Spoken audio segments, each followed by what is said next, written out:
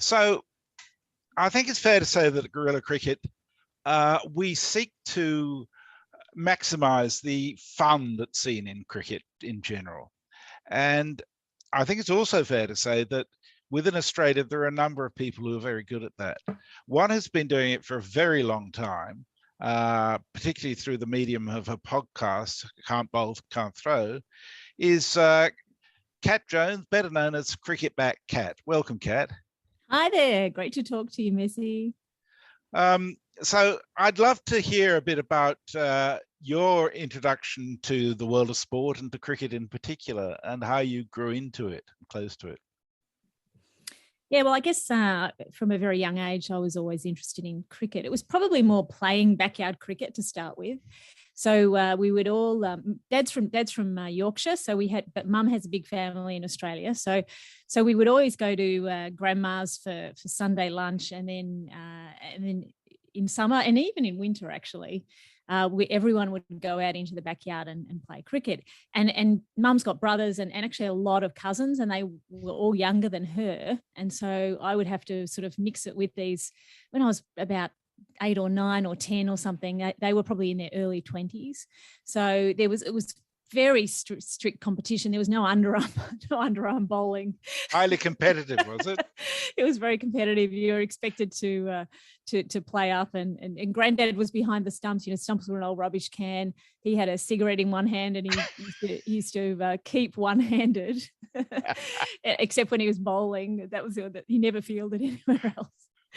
So so that was quite fun. So then when everyone got tired, you'd go inside and you'd watch the cricket. Yeah. So I just sort of tagged along, with these older cousins that you were looking up to, and so therefore I became reasonably good at particularly bowling, and also it got my love of watching cricket from a very young age. Yeah. Did you get the chance to play competitively outside of the backyard at all?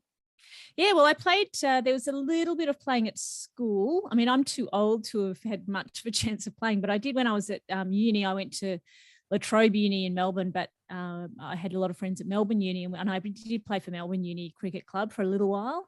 I was bowling, and then much later, after I'd had kids, and I was coaching them actually. The Box Hill Cricket Club has 3 or 4 different layers of women's cricket. Of course, in the Premier Cricket, Meg Lanning plays, but by the time you get down to the 3rd or the 4th division, they would quite often be short, particularly around uni exam times. Oh, yes. So they would say, "Can you come in? Can you fill in?" And so I would fill in, and I had no kit or anything. Like, I'd have to borrow everything. So that was quite fun filling in, and because I was one of the fittest in the women's 4th division, you either get 13-year-olds who are amazing at playing, or you get 45-year-olds who can't walk, right? They used to play. They're good hitter. They can hit a 6, but they can't actually run between the wickets. So I actually had to cover a fair bit of ground fielding. They'd put you at third man, but you were covering half the ground. Or you'd be at fine leg and equally covering the entire leg side. So, they must have been very pleased with themselves to find you. But I'm such a terrible bat. And I would always they'd always promise me, "No, you won't have to bat. You won't have to bat. I'm sure we can run this total down." And every time I played, and I only filled in a few times, every time I played, I got all the way to number 11, and I'd have to bloody bat every single time. Oh, dear. I really hated it. But I also had to score. So most of the time I'd be scoring as well. It's interesting, isn't it? The different levels of cricket where, grade 1s, everybody's about winning. By the time you get to grade 4, anybody who turns up or brings some afternoon tea gets going. Yeah, that's right. So for you, it was fun and social as well. Yeah, that's right. Yeah. I think that's fair to say for most cricketers, to be honest, and those of us who think we know something about cricket, who just want to share our opinions with everybody else. So you got into sports broadcasting quite some time ago, did you not? Yeah, so Can't Bowl, Can't Throw I was just trying to remember when that started, because it was such a long time ago. We think it was a 2013-14 Ashes, actually, that podcast started. Yeah. And so I was podcasting with them from fairly early on. That was Dennis and Dan. And then And then somewhere about 6 months later, I think it was 2014, Jeff Lemon was starting up the White Line Wireless. It was called the Raw Radio, I think, to start with. And he sent me a message and said, oh, you've got a podcast. We like the way you sound. Can you come along and be one of our main commentators when they were starting out? And at that time, they commentated out of Jeff's house, out of his lounge room, actually. And he lived in a share house with about 8 other people. I think it had about 8 bedrooms. It was a knockdown, it was a terrible house. It had a kitchen that would have done 2 people, but, there were 8 people living there. And whenever there was a test match on, the lounge room just became the broadcasting studio. So the poor people who used to live there, I don't know what they thought. It had some makeshift we sat on a grimy couch. There was a coffee table, quite a lot of good audio equipment at some point, and a piano in the room. I can't think of anything better in terms of watching a cricket. I really can't. Yeah. I mean, it does really sound like a very similar setup to Test Match Sofa as they first were in Dan Norcross's place. It's just what you want to do with your mates, hanging out, watching the cricket. The box of dreams, were you not? Yeah, that's right. Yeah, box of dreams. And it was actually quite strict. We had an ABC commentator who was commentating with us. And so the rules were a little stricter than guerrilla cricket, actually, about what you were allowed and not allowed to do and say. And we were imitating the ABC. It was really quite specific. It's still very irreverent and just not quite so much swearing, I think. But I think that's true.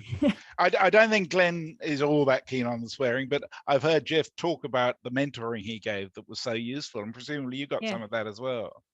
He'd actually almost finished by that stage, but by that point, people like Jeff and everyone else were very good at giving gentle feedback after your session. But I remember when I first turned up.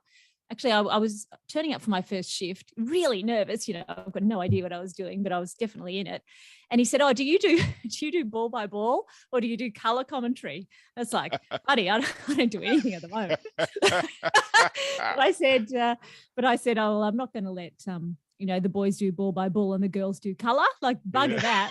So I said, "Oh no, I do ball by ball." I just confidently said, "I do ball by ball." And so from the very start, I was thrown into ball by ball, which people are very scared of, but is actually easier, I think, once you get your eye in. So there are certain disciplines, are there not, though, that it's easy to forget if you aren't being really conscious around it, certainly to start with, till it becomes habit. So we did develop some guidelines, some written guidelines. I think we used to give people some training, and I used to try and get more women into commentating. So we had Anna Lanning commentating with us a couple of times, a couple of women cricketers. I had Georgia Hennessy, who plays in England. I think she plays for Welsh Fire, actually.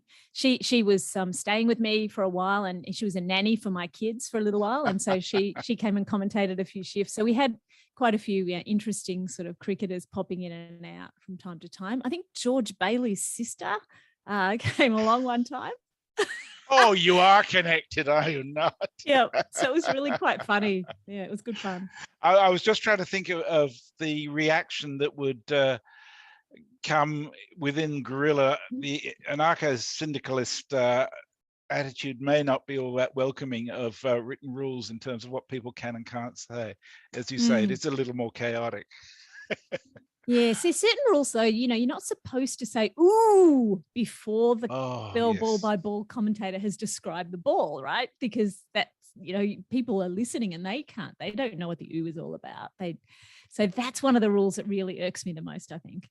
I don't disagree with you. There are a number of things, particularly when people are on slightly different timing with their screens. It gets a bit difficult, but we're all learning as we go. And as long as we're having fun, I think our audience are probably having fun. Yeah, and I think I really like the way everyone's expected to do ball by ball on guerrilla cricket, because you actually only get better when you start to give it a go. Well, I've managed to avoid it thus far because my feed's been so shit. Yeah. So when you were going through all this phase, presumably you were getting to go and watch some cricket as well. Yeah, so yeah, doing lots of watching. I mean, I've always done a lot of watching of the cricket on TV, and I used to go to the cricket with this same, group of people that I played cricket with, right? My uncle and my dad and my brother, and then it gets to a point, and this is something that blokes don't know, right? You get to a point where you run out of people to go to the cricket with when you're a woman. So what happens is you go with your mates, you go with I dragged along all of my mates when I was a teenager, right? And my girlfriends or my boyfriends, everyone came, people come just for fun and to have a drink. And then in your 20s, that happens as well. And then at some point, once you start to have children and everyone pairs up and your male friends won't come to the cricket with you anymore. The female friends don't want to come to the cricket. They've got babies or whatever. Or maybe you've got babies yourself. And you actually run out of people to go to the cricket with. And so that happened to me for a period of about 10 or 15 years, I guess. I would go to the cricket by myself. And I know Annie's talked about this as well. I would just go to the cricket by myself. And I had some of my best experiences just going along on my own. And I did run out of people to even watch cricket with at home.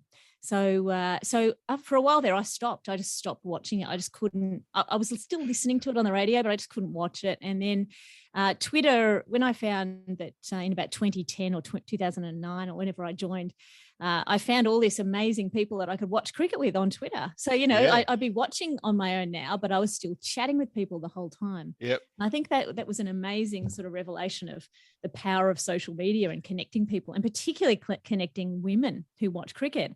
And I went around to the Ashes. I saw an Ashes, it must have been 2013. I saw the Ashes in every state and territory around Australia. Oh, brilliant. And I met up with different women in all of these places as I roamed around, different women. Someone came from the US to watch England play. Another woman came from England. And, so you were meeting up with all sorts of people. So that was great.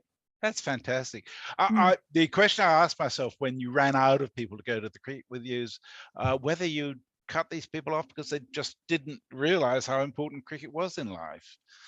No, you still, you'd still socialize with them, but it wouldn't be about the cricket anymore, So yeah. I think it made me realize I probably did drag a lot of people along. I remember talking to girlfriends when I was 14 or 15 or 16 saying, oh, they're really attractive. You can watch these cricketers are really attractive. Come along and, you can watch cricket. I remember getting girlfriends to make banners with me when I was 14 or 15 as well. It was pretty amazing. That's brilliant. So in watching the game, it's developed an awful lot in terms of women's cricket and the capacity to be able to go and watch that. Has that changed the dynamic from your point of view and in terms of the people going to watch the cricket?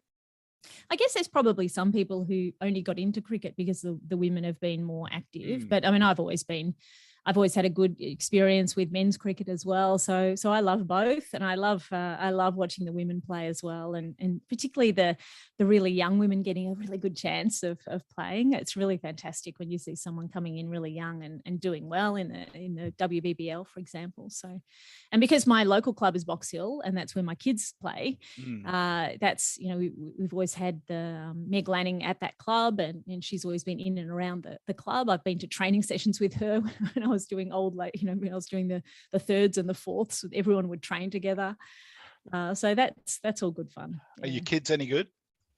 Yeah, they used to be. I had a one son who was a really good fast bowler at the stage where he grew taller than everyone else and he could bounce everyone out. And I can't remember if he got 4 wickets in a row one time, but he certainly took the award for the best bowling. And then he lost a bit of interest when he got to about 14 or 15, so he's not playing anymore. My youngest is 15. He's still playing. All right. Yeah. Oh, that's good. And it sounds like it's local enough for you not to have to ferry them backwards and forwards the whole time. No, there's always lots of ferrying backwards and forwards.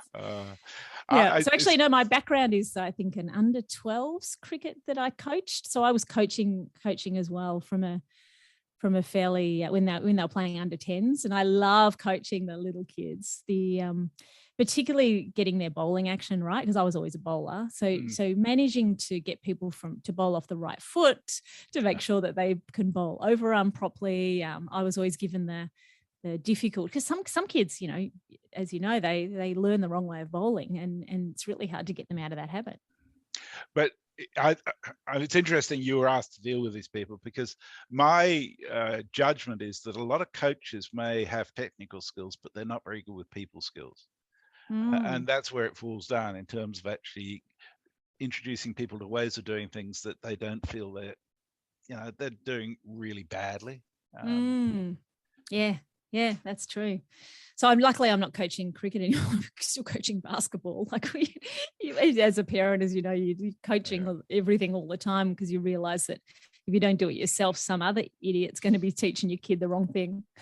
Well, it's funny, when you were talking about having nobody to go to cricket with, I realized that I probably went through the same thing because I used to go down the Wacker with 3 of my kids. And, to be fair, they were probably more interested in the Mr. Whippy van than they were in Dennis Lilly in the middle of the pitch. But as time went on, certainly a couple of them became more and more interested just by being immersed in the cricket, I suppose, is the thing. Yeah, well, that's true. Once I had my own kids to take, and I took babies in nappies to the cricket. Yeah. We always used to take. They used to spend more time, I think, playing at the MCG, playing underneath the seats than they did actually playing cricket rather than watching it. Although there was a lot of good watching of the cricket as well.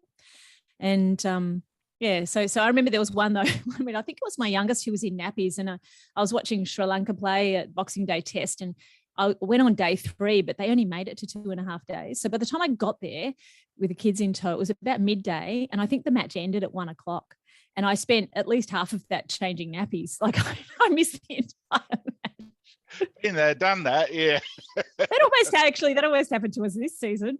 We paid, $400, I think, for tickets to go see the test, the Boxing Day Test on day 3, and we got to see about an hour of cricket. So. Yeah, well, I don't know if it was the same for you, but for me, the approval for me spending the whole day on a weekend at the cricket came with the price tag of making sure that I took the kids out of my partner's hair.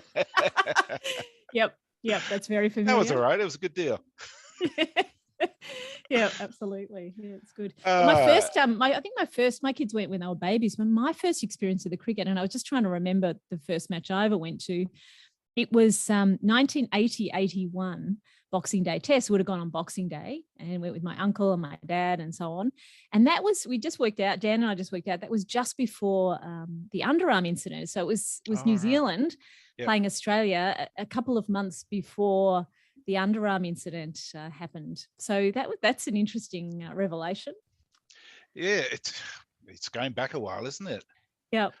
My first ever match. And I do remember it. I remember Kim Hughes playing. I remember Dennis Lilly was playing in that match. So, yeah. Interesting pair to remember, given how well they got on with one another. But I've got to say that it's come back to me talking to people over the last few days. What a joy watching Dennis Lilly bowl was, actually. It's just an extraordinary thing to do. And to be fair, Kim Hughes off driving wasn't bad, nearly as good as Damien Martin. Yep.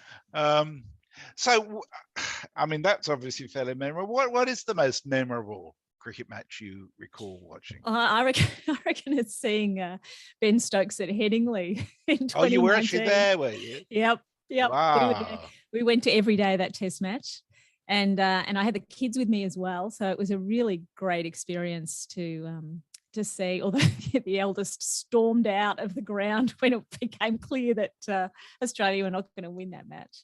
So your children are more partisan than you are.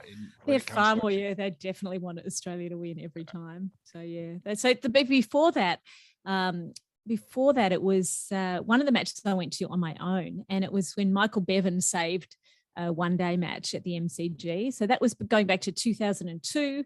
Wow. January 2002, and Australia were chasing, again, it was against New Zealand. Australia were chasing about 250. It was a fairly low score, but they crumbled for something like 4 for 50 or something like that. And Michael Bevan came out, and I'd watched the first innings, and then it was about 25 overs in, and I thought, I think I might go home. Like, we're definitely doomed here. And then it was 6 for 80 or something like that. And Bevan was there, and he was batting with the tail. And I think he was batting with Warney, actually. And so I actually stood up to go, and I went stood up. I was upstairs in the second tier of the MCG, and I went and stood near the entrance. And I'll just watch one more over. And I stood there, and then Bevan made 10 or something off that over. And I'm okay, well, I'll just watch one more over. And I ended up staying for the entire thing. Like, I sat down again. I went, oh my God, I'm not going at all. But I was very close to leaving that match. But that's my favourite match ever. And Michael Bevan, my favourite cricketer too. Well, I sort of forgotten Michael Bevan. It falls off the radar, and yet he was an amazing one-day cricketer, wasn't he? Oh, incredible! Yeah. So it was like watching T20 before T20 was invented. Yeah, he was really incredible. He was so far ahead of everyone else. Yes. Yes. Yeah. I've actually got a secret I can share with you. He may have told you himself, but in my interview with Forthy today, I discovered that basically we have him to blame for T20. I'll have to listen to that one. Yeah, it's interesting. I think we might talk about it more on air, but he did a report for the precursor of the ECB, and it's back in 2001 it started. So it's very interesting. Right. And well, your favourite player, you already said Michael Bevan's one. Any others? Well, I've got players for different decades. So when I first started watching, the 1980s is the first I can remember. And my favourite in the 1980s was John Dyson. And that was purely on the basis of that catch he took on the boundary that was sort of catch of the year, catch of the century, whatever it was. Fair enough. In the 80s, I also liked Simon O'Donnell. So, I was fond of the bowlers, and John Dyson was a little bit boring. All he did was bat, occasionally not very well. But I also loved, Ambrose, Holding, Garner. I loved all of the fast bowlers for the West Indies. And for England cricket, because I was always fond of England cricket as well, it was always sort of Botham and Gower. So I was fairly routine, fairly traditional. In the 90s, Michael Bevan, basically. And in the 2000s, I moved on to Shane Watson and Mitchell Johnson. So, I was really partial to those. I mean, what a pair, eh? Yeah, that's right. But currently, I have favourite players in every single team. So South Africa, I love Dean Elgar. Like, he's one of my favourite cricketers ever. Have been on him since the very, very start. Yeah. Same with for England, I really love Ben Stokes, and again was on him from his very first test. So in fact, there was a Can't Bowl, Can't Throw podcast where I suggested him. I said, I wish they would pick Ben Stokes. I really like Ben Stokes, and he got picked, I think, for Adelaide as his first test. So that was great. New Zealand, I love Jimmy Neesham. He's one of my favourites. I love Rishabh Pant. I love Bumrah. So those two are really my favourites. But for Australia at the moment, it has to be Glenn Maxwell and also Pat Cummins. Yeah. So how can you not love Patty? Yeah. I'd throw in one more team for you. What about Nepal? Oh, no, I don't have a favourite in Nepal. I don't see enough of Nepal cricket. Sandeep Lamichhane is my favourite non-test player of all time. He's just such a lovely character. Yeah, that's great. But what about England? Who's your favourite Messi for England? Well, I mean, it's hard to go past Joe Root. I don't get particularly excited by hearing Joe Root talk, but watching him bat is just glorious. So, and to be honest, Jimmy Anderson, I mean, that man is amazing to watch. He's copped a lot of shit, but he just keeps going and going and going. And, people talk about him being old at 39. Well, when you're 71, 39 seems very young. He does still seem very young, doesn't he? I love Anderson, but I love Stuart Broad more, I think. I'm over Stuart Broad. I mean, he's a funny character, but I think he's also, he's just about done. I really do. I think Jimmy could go another 4 years the way he is if his knees hold up. Seems to. Yeah. So I guess for the women's cricketers, I really love Alyssa Healy. Like, she would be, I mean, you can't go past Meg Lanning. She's a local, she's my local. Anna Lanning is also great. She's often playing as well for Victoria and also in the BBL. I think Sophie Devine's pretty special. Yeah. She's really good. It's very hard to have a favourite in the women, actually, but it would be Alyssa Healy, I think. Fair enough. And your favourite jingle? Favorite jingle, like pretty fresh in my mind from the Jingle Ashes, I think. But I like the Mark Wood. I think Mark Wood jingle is my favourite. Although I'm very fond of the Ben Stokes, sweary jingle. That is very funny. The first time you hear that, it's pretty unforgettable, isn't it? Yeah. It is incredible. Oh dear. So when did you first come into connection with guerrilla cricket? That was when I went to the 2015 Ashes. Dan and I came over to watch the Ashes. We went to Cardiff and saw all of that match. And then we were in London for the second. Was that the second match of the Ashes? There, it would have been in. It was at Lords for the second match. Yeah. And we had tickets to one day of Lords. It was the same day we flew out. Actually, we were flying out that night, but we had tickets to Lords. But we were there for, and that might have been day 4. Might have finished on day 4. But for the first 3 days, we went to the jet lag and did some commentary there with Guerrilla Cricket. Some fairly boozy commentary, as I recall. It was pretty incredible. Yeah. The third session was pretty slurred stuff. Yeah, they just used to they were getting random people sometimes out of the bar and getting them to commentate. A little child commentated for a while at some point. I remember that. And there was this Australian guy called Henry, who was a complete nutcase. Oh yeah, look, some of them were just so terrible. Yeah. So anyway, it was a good fun. It was really good fun. Yeah, and I already knew Katie from her trip to Australia, and I knew a few of the other commentators. So that was good fun. So that's probably my first introduction to guerrilla cricket. Yeah. And then you came back on this year as Zoom gave us new opportunities. Yes, indeed. Well, I missed it. White Line Wireless has been sort of defunct for a while now because most of the people who kept it driving and kept it going have gone off to sort of more professional commentary or journalist careers. So it's a bit hard to keep it going when everyone's sort of we've got other jobs in the background. So there's a surprising amount of work involved in keeping that sort of thing going, isn't there? Yeah. So that was good. And just in these Ashes, I mean, it was really hard, I think, to get the English commentators for the midnight shift. So it was good to get a few more White Line Wireless people involved. So that's been great. I think it's been fantastic. It gives a sort of alternative point of view. And the interesting thing is that most of the people who've come through White Line are not in the least bit interested in Australia winning. They're just interested in the cricket being funny. Yeah. I think that fits the guerrilla cricket ethos really well. Yeah. And that was the same with White Line Wireless. You had to be able to make the audience laugh, or there wasn't much point being there. It was really difficult to commentate, actually, with people who are too straight. It's really hard. And I think that's one of the problems I feel sorry for people who have to commentate with real cricketers because, they're mostly really dull people. It's really hard to commentate with people if there's nothing to bounce off. Absolutely. I mean, that's the beauty of bringing people in, not just in the studio or on Zoom, but over Twitter as well, because they become part of that conversation. Yes. And if it becomes all dry and technical and about somebody's average and how it's changed over the course of the last 3 days, who gives a fuck, basically? Yeah. Well, I've got to say thank you so much for your time today, Kat. It's been an absolute joy to have you on air with us and spreading the message and the load. And I'm looking forward to doing the same with you over the next few days in Sydney, weather permitting. But most of all, I just want you to know that there's a real appreciation amongst the audience of guerrilla cricket for that diversity and for more women's voices in cricket, because we don't get enough of them as it is. So thank you for all of that.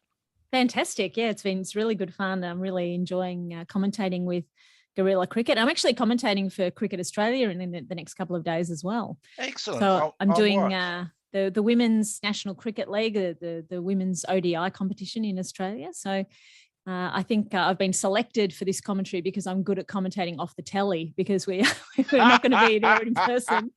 We're going to be commentating a remote match.